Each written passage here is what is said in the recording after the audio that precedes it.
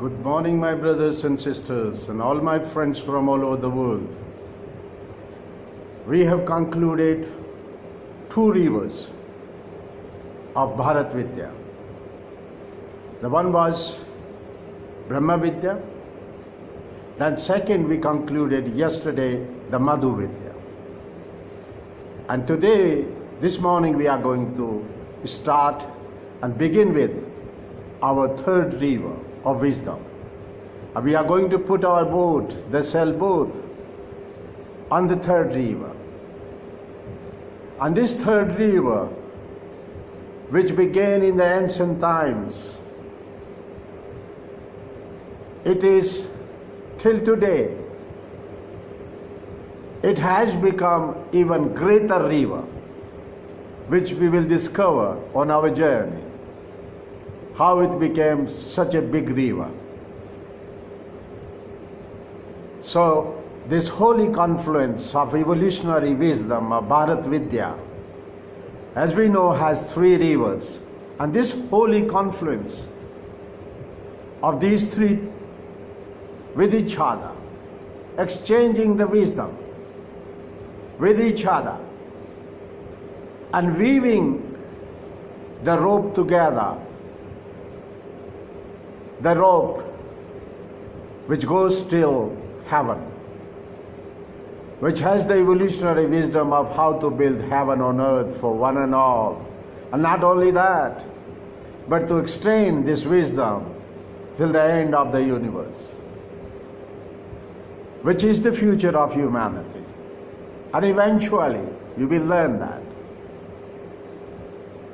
If we don't destroy ourselves in 21st century, that is the condition.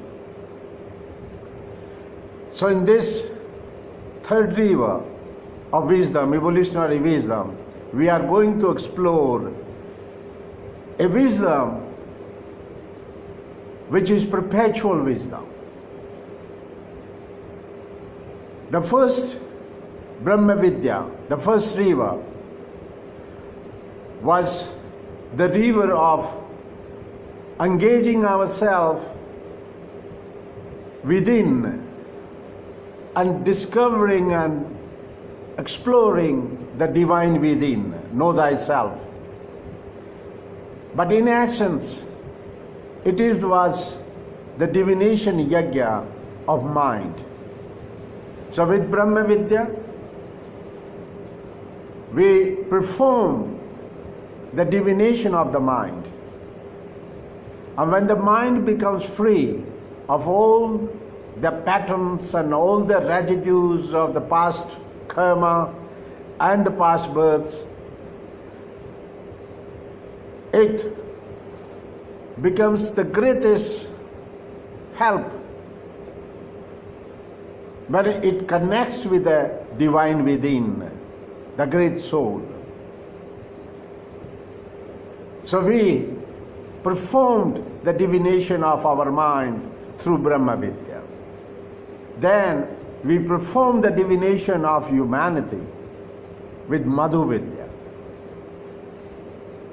We invited and invoked every village man in the village to join hands and hearts and minds together to complete their ambition, their goal of, we could say, digging a well, a water source, or creating a lake and creating a permanent source of water for the village. But that association, that unity we established of the whole village and a whole town and all the whole nation and of the community, of the tribe, was only dedicated to this project. But after the project, everybody went home to look after their personal. So that unity was from project to project. As we are collaborating, the international collaboration and cooperation to find and do the research of finding the God particle in Switzerland. And we are cooperating, all the international cooperation in the research project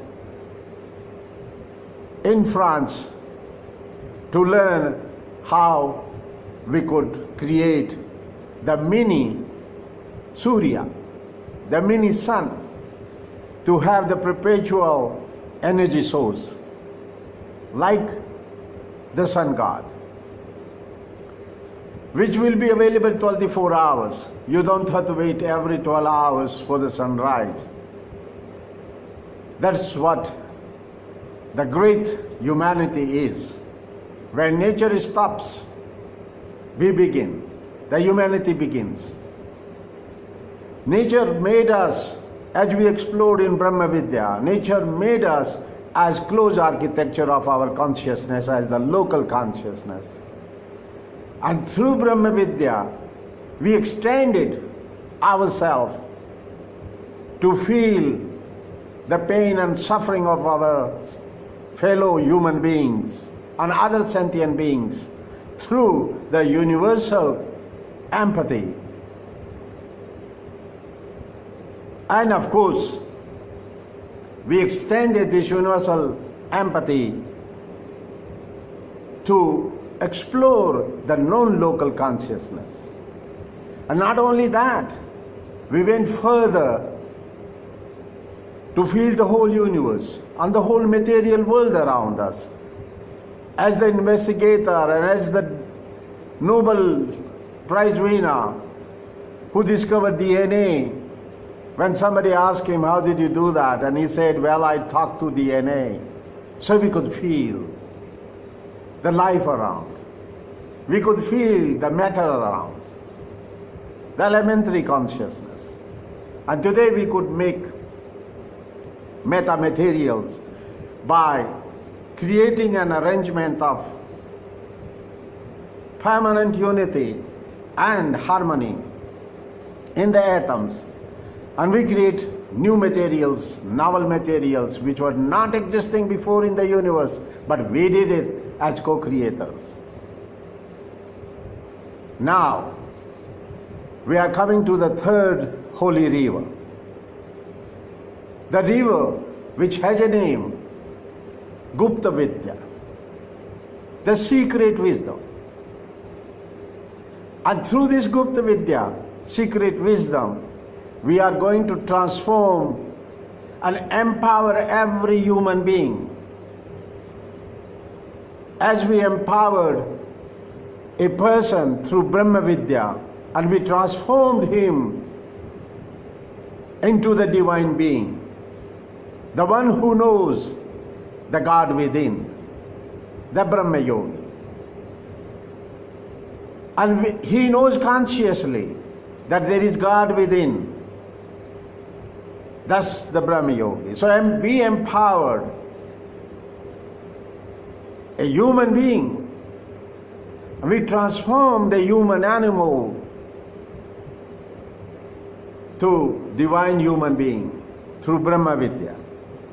And then we helped the single human being to become a greater being by creating universal unity and universal trust and universal cooperation to create such miracles as we see that it is not possible by one person. But we could create the greatest, we could build the dams on big rivers. We could create the flying jets. We could create the rockets going into the space. We could transform the whole planet through Madhu Vidya, the universal cooperation, by joining our hands and hearts and minds together. So the divination of that single entity, the single human being, through this cooperation of community, universal cooperation and collaboration, we could create the humanity as a greater being who could do and transform the whole planet. So we perform the divination yajna of this single entity, and we empowered everybody. As I talked yesterday, that every tool we invented, we created, has a top-down effect which empowers everybody, like our Android phones today. They empower everybody. It has a top-down effect, and everybody is empowered. Every human being is empowered. When we created and built the great dams and the electricity generators, the turbines, everybody got electricity in the house, in home. So much so that there are certain metro cities all over the world, like Las Vegas in United States of America, where you just don't feel when is the day and when is the night, because even in the night it feels like the day. I was amazed to see that in Las Vegas.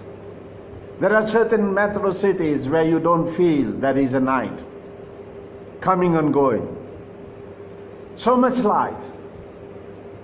We empowered everybody, and we empowered human beings that they could afford to have the working cycle. They can take turns and work 24 hours a day. Before, we did not have so many working hours, but we extended those working hours to create the collective, to increase and enhance the collective productivity.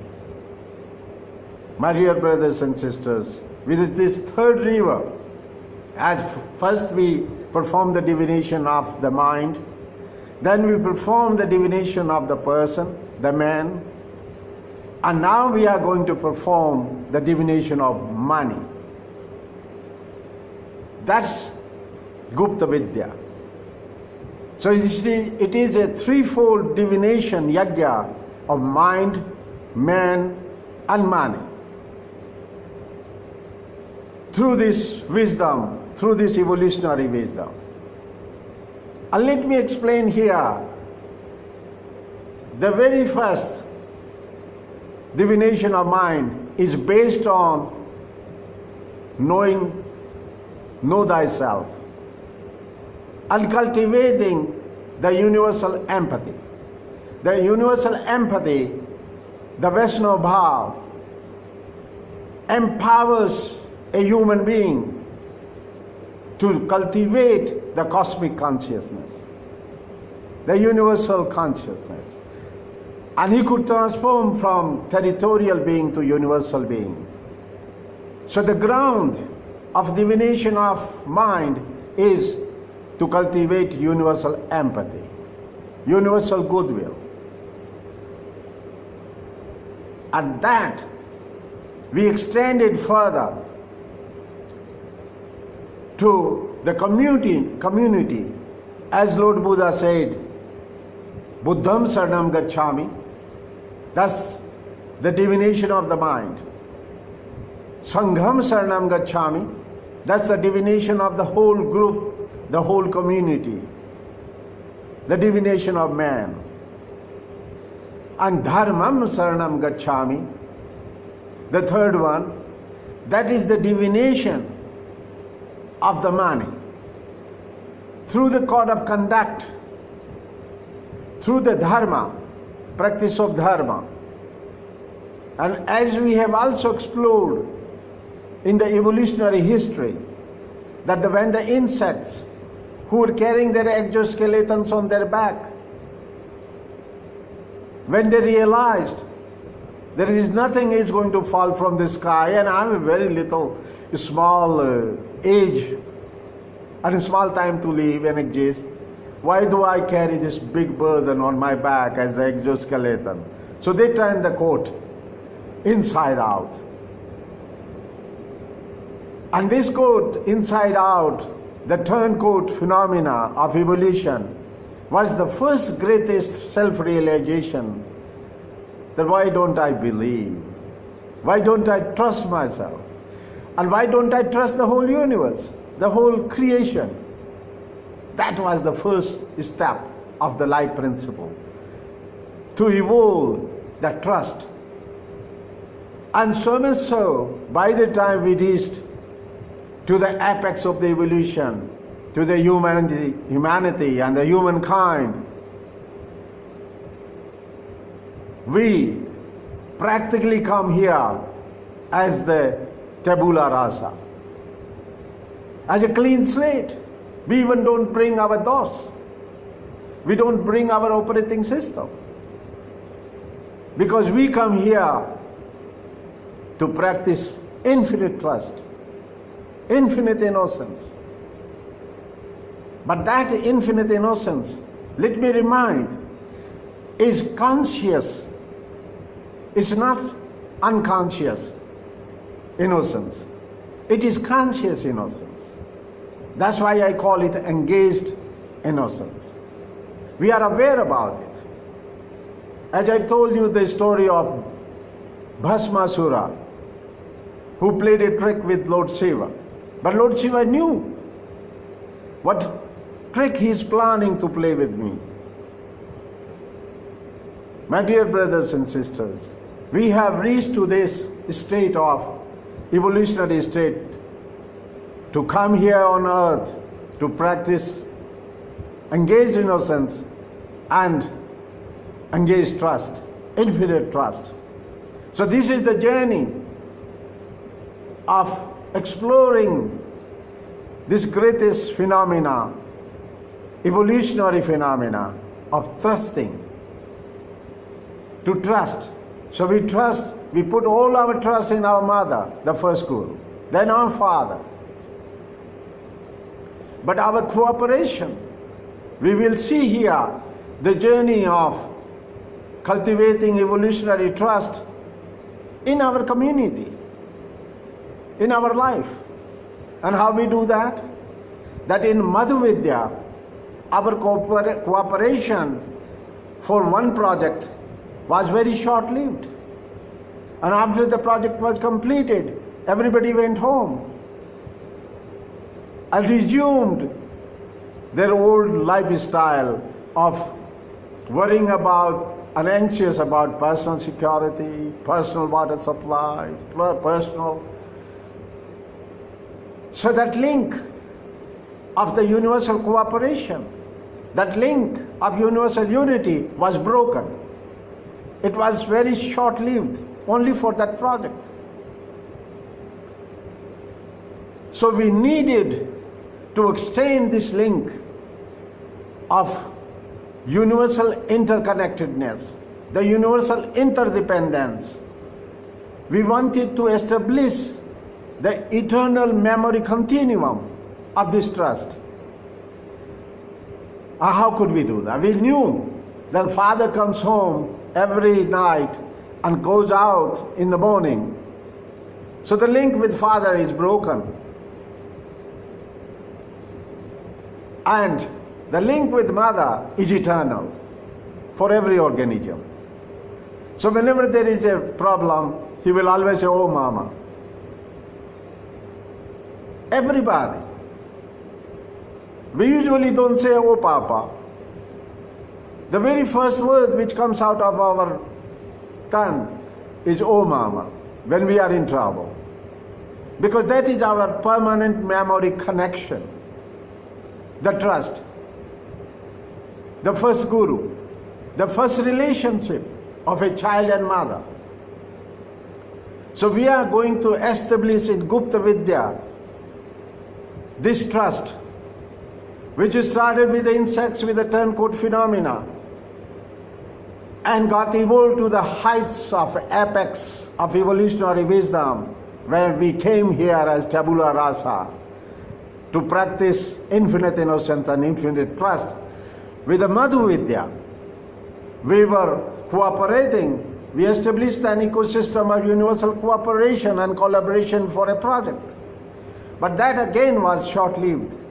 So we needed to establish a permanent link of universal interconnectedness and universal interdependence, that memory continuum. So what we did, this is the third state of our evolution, of our mind. We are evolved as immortal beings through our genome, genetic legacy. But we have to learn and evolve our mind to those heights of immortality by establishing the eternal memory continuum. As Maharishi Ramana said, the greatest yogi, the greatest sadhu, the greatest saint, and who gave me a wake-up call, when he said, Shastra Sankhani Janusi Vamam Priyani Bhakti Stav Ched Bhave Bhave Tavismartim Ched Galyan Samatam Karoti Moksopi Mamesvalabhe. What he meant? He was celebrating his self-realization and his connection and his personal plugging in the soul force, the divine being within, his realization of the soul. So he said, "Oh Mama, I don't want to go away from this world." And I was amazed that I found somebody in India who says, "I don't want my nirvana." I heard about and I read about in the books of Bodhisattva Wu. But the very first time I came across with somebody who says, "I don't want my nirvana, I don't want my moksha. Shastra Sankhani Janusi Vamam Priyani Bhakti Stav Ched Bhava." Oh Mama, if you could be so dear to me, and if I could have that eternal memory continuum, Tavismartim Ched Galyan, if your memory is never broken, in hundreds and thousands of births, I don't want moksha. What a beautiful saying. What a beautiful resolution. What a beautiful Bodhisattva vow. So we are establishing the eternal connection with each other, because human beings are truly relational organisms. We are wisdom organisms, of course, but we are also relational. A human being is a bundle of relations, of connections. We are like a hub, having connections with everything, personal connections. My sun, my moon, my earth, my mother, my father, my brothers and sisters, and my family, my village, my nation. And now we are going to extend this to my family of God, the Vasudev Kutamka. We will extend this trust to one family of God, of humanity as one family, and earth as one nation, earth as our planet, our home, and the whole creativity will become one. We have already done that in a little way, but we will explore in the Gupt Vidya the great wisdom, secret wisdom, which will empower every human being and which will transform every person into a great person. It has a word. Let me initiate you into this.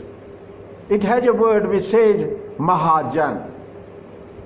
When we add Maha, the prefix Maha, to anybody, he becomes greater person, a greater being.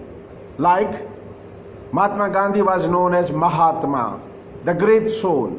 Maha, Atma and Maha, together Mahatma. A king, Raja, when has this prefix of Maha, Maharaja, he becomes a greater Raja. So now the ordinary human being, he is known as Jan, and we are going to create a Mahajan out of him.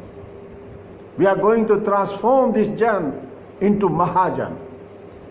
We will add Maha with this Jan through this Gupt Vidya, through the divination of money.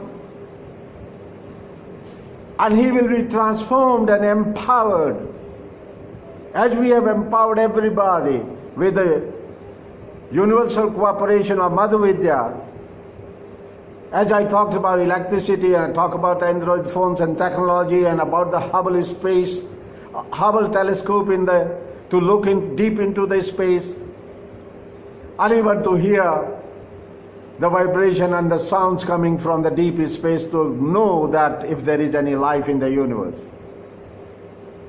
Through this Gupt Vidya, we are going to empower every human being, every Jan, an ordinary human being, into Mahajan, a greater being. That's why it is known as secret wisdom. But what we need to do, we have to drop our jealousy. We have to drop our lower instincts. We have to drop our animal behavior of fight and flight. We don't need to. That's not really evolution of humanity. The fight and flight idea was only for animal existence. It's not the human existence. Because the human existence begins with the use of our intellect, the use of our evolutionary and experiential wisdom, not only our own wisdom, but being handed over to us from our families and from our community and from our whole nation and from the wisdom traditions all around and everybody. So if we don't use our experiential wisdom, we are not human beings. We are only reacting. We are only fighting and running away. And that's what the whole thing is happening on the planet today, where people are either preparing themselves to fight with atom bombs and neutron bombs, or they are trying to escape the planet Earth. They are trying to fly away. Oh, my dear brothers and sisters, that's animal behavior. That's reactive mind. That's serpentine mind. That's why many of the writers, modern writers, call them serpentine people. The shape-shifting people. They say that they look like human beings, but when they go in their bedroom, they become a serpent. I'm sorry. This is how the animal behavior is. The shape-shifting people, the whole of our 1% population, which is keeping 99% of humanity under this yoke of terrible poverty and hunger because of their sadism. So we have to drop our sadism, our hatred and our jealousy and our animal instincts to reach to the highest states of evolution. Thank you very much and have a very, very beautiful day.